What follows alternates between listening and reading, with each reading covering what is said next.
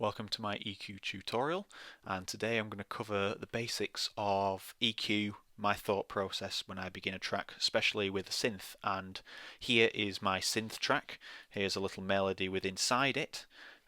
We'll give that a listen.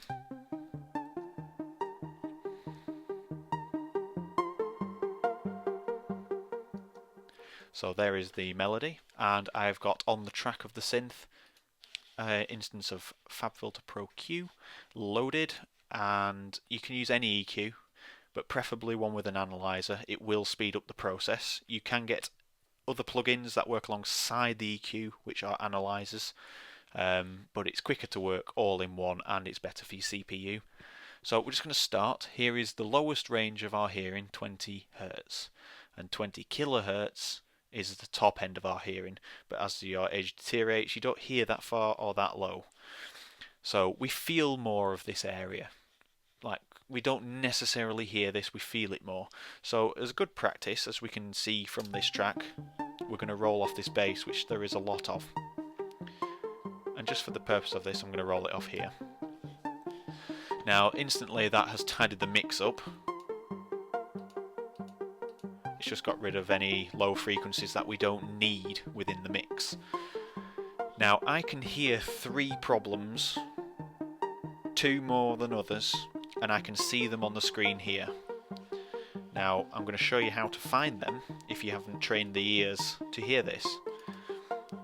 One being the top end of the melody, the bum bum bum, which are here. 1, 2, 3. 1, 2, 3. Now, none of them are causing me an issue, just one of them, which is this note here.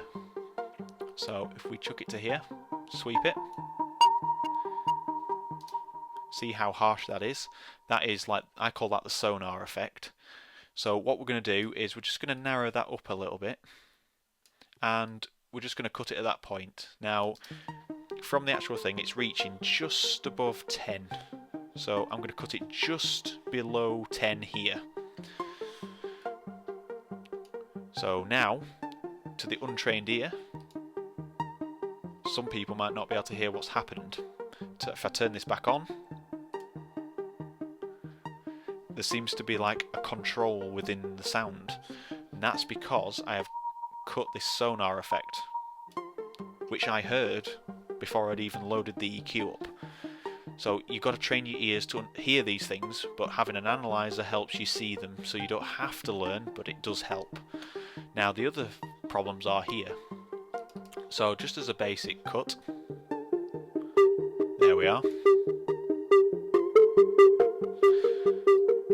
So because it's more of an overall wide problem in that section there, I'm just going to give it a good cut there. And then to finalise, because the bass rests here, the bass guitars, the bass synth, whatever you're going to use, they kind of operate in this boxy area. So if we just give that a good old cut there, good wide, but not too deep, just give it a shallow cut, and then that is kind of ready. That is kind of ready for my mix there. I've cut out what I don't want, and I've definitely cut out what I don't want there. If we turn it off,